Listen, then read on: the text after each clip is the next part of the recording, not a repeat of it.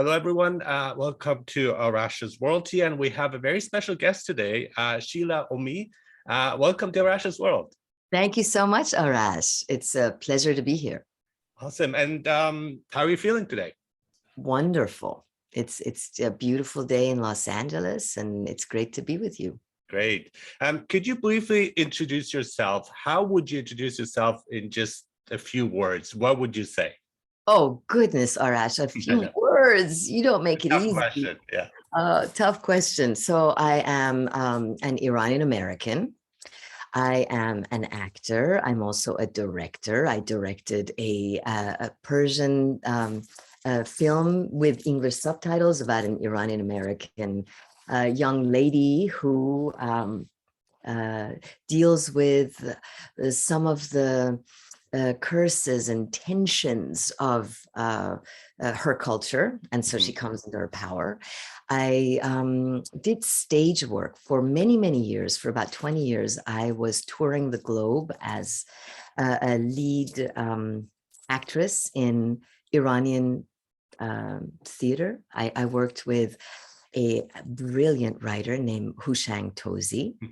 And he would write these plays. They were original plays that he would write, and we would tour the world. And I was like the stage manager, and I'd set up the stage and do the stage managing and come on stage as an actress. So that was a lot of fun.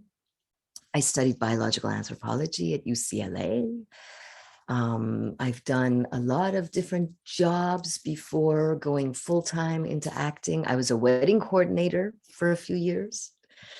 Wonderful. That's a wide range of things. Oh, I do want to get to theater a bit later, but let's start off with the big event, Tehran. Let's talk about that. So that's Apple TV Plus's series. It's the second season. You are in the second season. So let's briefly talk about it. Would love to talk about it. So Tehran is an espionage thriller, and it's a very entertaining show. It's revolves around the story of this young woman whose family is Iranian, but she has been raised in Israel, and she's so brilliant that the Mossad, and the Mossad is like the CIA is to the US. Some people don't know. The Mossad is like the CIA of Israel. So the Mossad sees how brilliant she is, and she's very promising. So they have her work for them, and they send her to Iran to do her genius work on computers. What they're trying to do is they're trying to stop the nuclear program in Iran. And so she goes to Iran, and everything that could possibly go wrong goes wrong, and then some. So now she's stuck in Iran. So whereas this was like a job that was supposed to take a few hours and she's in and out, she's in and she's stuck in Iran. And it's a story about identity as well, because now she's questioning her allegiances and she's falling in love in Iran. And the character that I play Nahid Kamali, who is the wife of Faraz Kamali. Faraz is the head of the intelligence of Tehran. And he is a he reminds me of Rostam, Rostam, in that he's a warrior, and he has devoted his life to his country and his king, not because the king is a man, but because the king represents the health and well-being of the women and children and people of his country. So that's the type of character that Faraz Kamali is. He really believes in protecting his nation. And Faraz and Nahid are the love story of the series, but it's a very difficult love story, because as much as Faraz loves his wife, he loves his country, and he's feels very protective to his country. And so this is, it creates some problems. Yeah, there are many themes I want to touch upon. It reminds me a lot also of The Americans, which is a series I very much like too, and the idea of espionage, also Homeland, and Homeland has also lots of Iranian actors in it that are fascinating too. And so what I like about this, it's that question of changing our lens and perspective and seeing things from a different point of view. And specifically Americans, it was seeing it through Russians. And so how they would perceive the United States and how the United States would perceive them. And that kind of clash between the two cultures. And as you're saying, identity and mental health and psychology is things I'm fascinated about myself. And so that kind of clash, and that we also experience, both of us born in Tehran, where we have that different perspective, that different lens. And I find it quite fascinating that movies are moving in that direction of giving us that perspective, that lens, the different point of view, and not just one way of thinking, and that we can learn from each culture, from each side. Mm-hmm. Oh, I completely agree with you. And really kudos to Apple TV Plus for the TV series that there's so many TV series that are doing exactly that.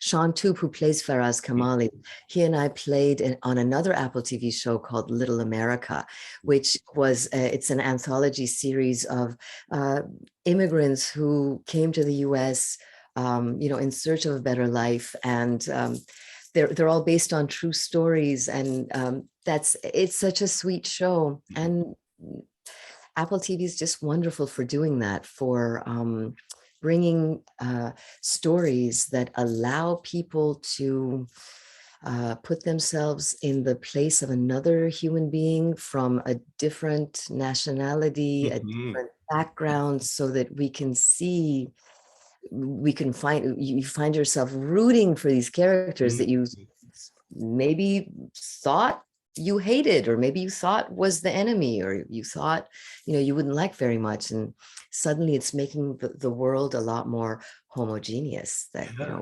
and the real life Iranians that are getting the role, because we often get films and programs where there are Americans playing Iranians, right? So I think that's really important, because it's also more authentic, an expression of, again, our own nationality, our own identity, and so on, and it comes through. We can sense that.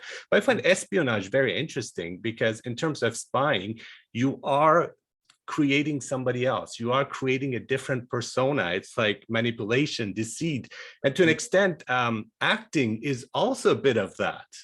Oh, it's a whole lot of that. It's espionage is acting. Exactly. Espionage wished it was acting. It is acting. But it's also a question of who are we? And that is a question, I'm constantly still struggling with, of finding out who we are. Where do we belong as a person, as in terms of our identity, our national, cultural, religious identity, and how that is often fluid. The same way with culture, how things are constantly changing and we're adapting to different situations. Mm-hmm. You're so right.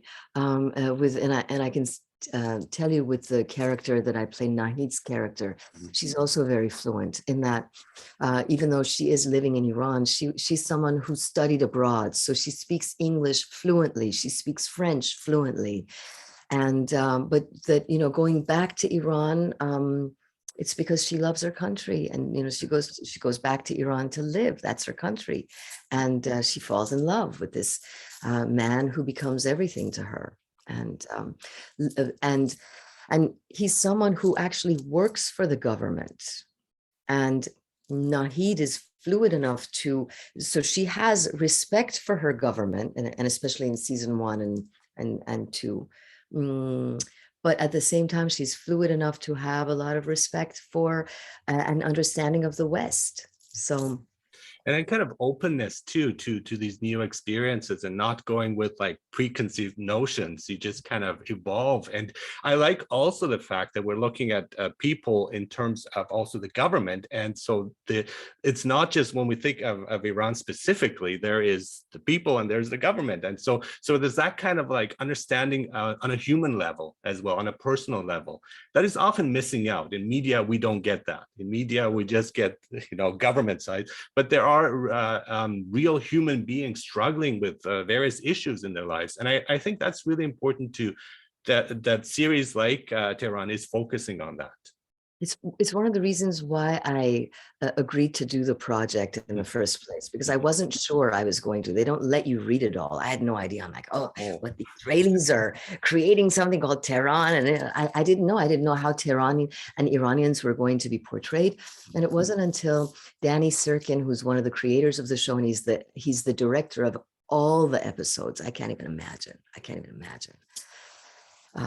Directing. Oh, that's another story we'll get into later. But so he took Sean Tube and I out to dinner one night. And it was during that dinner that I realized how he said that he loves Iranians so much. And he was like, you know, he wanted the world to see Iranians for who they are, because they have such a warped idea that they think that Iran is the government. And it actually drives me crazy when on the news they say Iran today did this. No, Iran did not. We Iranians did not. There's some people that are in the government who did that. So it was wonderful. And it made me feel that, first of all, I knew that it was a show that was going to be very fair. They make both sides look good and bad, because they're artists, and this is a show and it's for entertainment. It's not some political thing at all. The whole espionage Tehran thing, it's a backdrop for these wonderful stories that are taking place. And that's what I like, the human level of it, the human aspect of relationships, because if it's just, you know, politics, that's kind of boring, right? But it's like getting involved in the lives of people, but from a different lens, from a different perspective. I find that fascinating. Yeah, it's not a documentary. It's an espionage thriller, keyword thriller, and nail biting and fun to watch, really fun to watch. But yeah, it was knowing how much Danny and the creators Moshe Zonder and Omri Shenhar and Donna Eden and Julian Leroux and Alan Aranya, they love Iranians. And they are beautiful artists who want to create a show that that people can enjoy, but also shows people of the West another image of Iranians, which is these are just young kids that want to enjoy life and music, and they love the West, and you know, they're just people. However, we do speak in metaphors, and we have incredible poetry and an amazing language that allows us to see the world in a different, in a more rich way. I feel, if I may say so myself, but still just kids. I also want to talk a bit about your theater work, because I like the terms of using theater art as a form of healing. And also activism. But for me, like, the healing part is really important. I think once you heal, then you can do a lot of things, like many things. That's like essential here. Yeah. So the Tehran, as you know, was all filmed in Athens, and what a great joy to be in Greece, which is the motherland of theater as we know it today. The word theater is a Greek word. And I went in season 1, I had a little bit of time, and I went and to Epidavros, which is that theater that it seats 11,000 people, but you could go to the center and you drop a pin and you hear it way up there because of the incredible acoustics and genius as they were. But Epidavros is a theater that was built on a land that was actually a hospital. So this was they built the hospital first, and they thought, okay, so if someone is ill, the best way to heal them isn't only to go after their physical body, it's also to heal their psyche. And the way to heal the psyche is through the catharsis that happens by watching a play unfold in front of your eyes. And that's what so this Epidavros is a healing theater.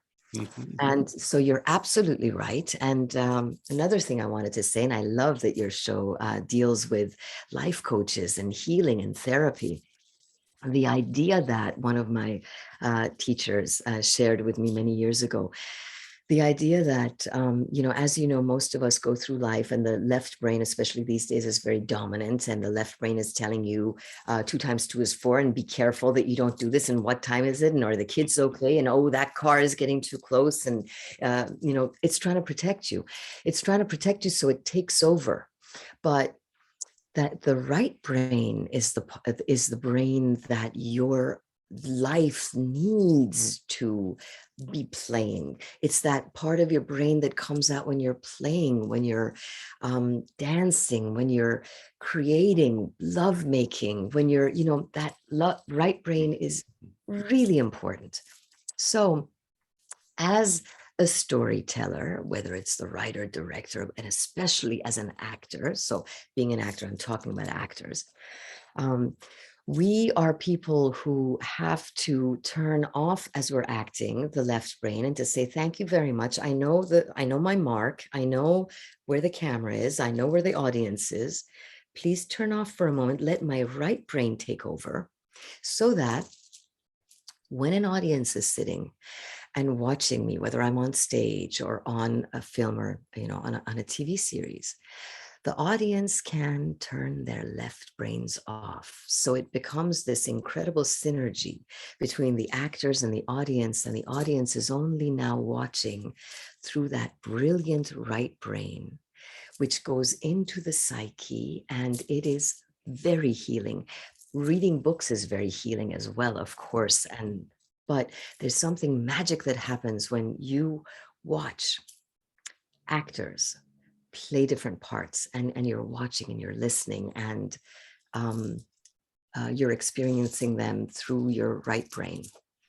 And that's quite important for in terms of creativity to really tap into that part. And there are the different brain waves that we have, because that's where inspiration also comes out. And that's when we're not just reading a script as an actor, you're not just reciting, you are acting. And again, I love the connection, also the mind-body connection that you're making here of like, this is a whole enterprise. And I am worried that sometimes people will just see it on a superficial level where they don't really engage with movies. And movies is my passion. I mean, for me, it's like basically like a religious ritual that I have, just watching movies or series and so on. And I think it's really engaging with it on a as catharsis. I think that's wonderful, and that is really going through those emotions and experiencing these things and come out much stronger and much more complete out of it. So absolutely, healing theater and any forms of art, but especially I think theater and movies are very, very helpful for that. Mm-hmm. Yes. And speaking of catharsis in films, during the pandemic, I was commissioned because I've been doing theater for many, many years. So whether it was acting, and then after 2015, I got into directing theater. And I was commissioned to direct a play for the Los Angeles County Department of Mental Health that was written by my dear friend Mastana Moghadam, who is a therapist and just a wonderful writer. And COVID happened and the department said, I'm sorry, what do you want to do? You want to do a Zoom play read? We'll pay you the same amount, just do a Zoom play read. I said, no. What I asked them, I said, I could turn this into a film if you let me. And they said, the only way is if none of the two actors are ever in the same house together, because this was in the middle of the pandemic and and people were dying left and right. So I said, okay, I turned my living room into a green screen studio, and I brought in each actor on a different day, gave them eye lines, directed them. My creative partner, who I've been working with for years, this brilliant director himself, his name is Hitoshi Inoue, but he's also a special effects supervisor and does special effects and camera and everything. So he and I together as a crew of 2, plus another person we had to come in and read the lines and to help us out with the actors, we created a feature film. And it's like a medicine journey. It's called Wake Up Sleeping Beauty. It's like a medicine journey without medicine, that this young Iranian American woman goes through a catharsis about, and she's pregnant for the first time. And being commissioned by the Department of Mental Health, obviously it really pushes working on yourself in whatever way you can, whether it's getting a life coach or reading the right books or getting a therapist or a counselor to deal with your traumas, because these traumas that we have, if you ignore them, they turn into monsters and they run the show. Yes. So Yes, absolutely. and I think people could watch this Wake Up Sleeping Beauty. Again, it's in Persian with English subtitles on there's a site, it's called Cross Cultural Expressions. It's a nonprofit organization. And I think the site is CCE, stands for Cross Cultural Expressions, and it's on their YouTube site.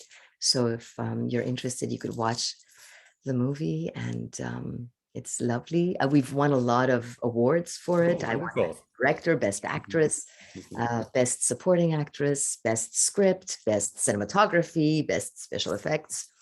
Oh, but this was what was amazing, is that these actors are all, they've never met each other. But the way that Hitoshi stitched it all together, it looks like there's 4 actors in one room talking to each other, and they have such amazing chemistry, which is a testament to their work. And that was during the pandemic.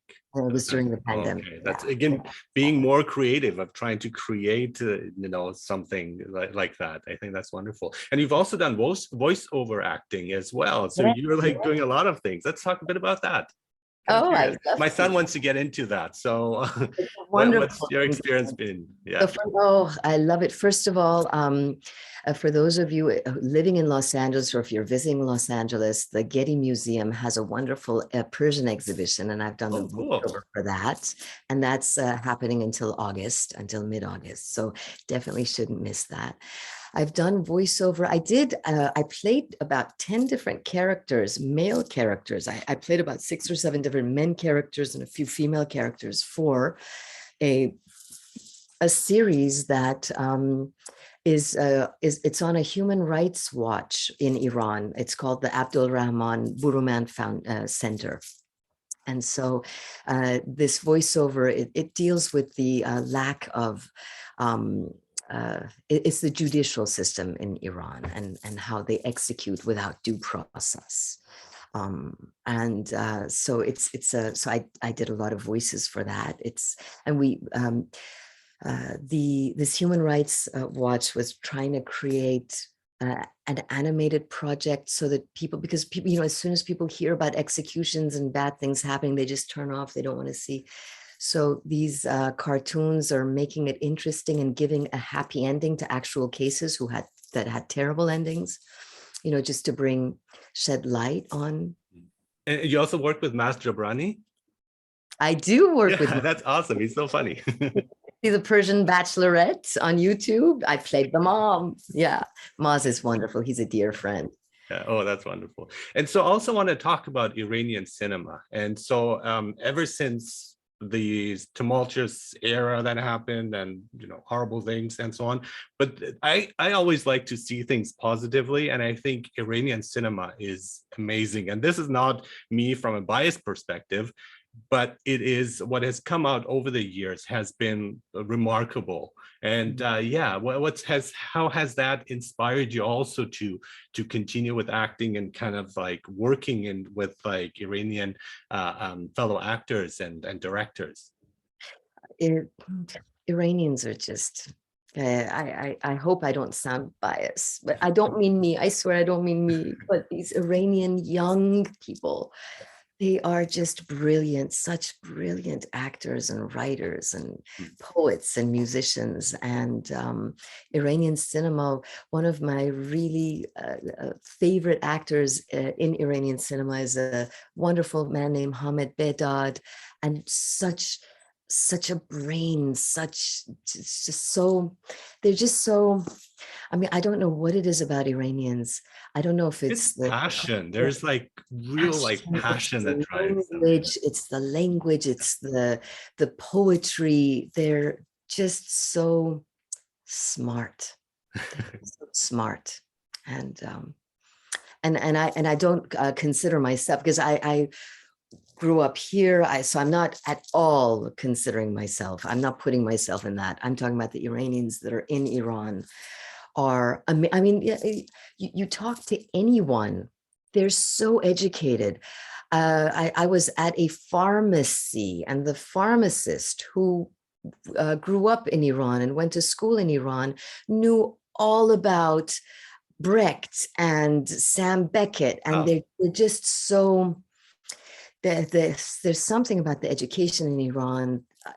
They're so well educated, so well read. Wonderful. So the program is Apple TV Plus's Tehran Season 2. And I have had the pleasure to talk to you, Shila Ommi, on you're an Iranian American actress, filmmaker, voiceover artist, and many, many more things as well. And thank you so much for being on Arash's World. And especially, I really like the fact that you are also commissioned here to do the play on mental health. And I think that is hugely important that you're doing it, and just your wonderful work and your wonderful presence. Thank you so much for being here on Arash's World. Thank you so much, Arash. It was a pleasure to talk to you. Wonderful. Thank you.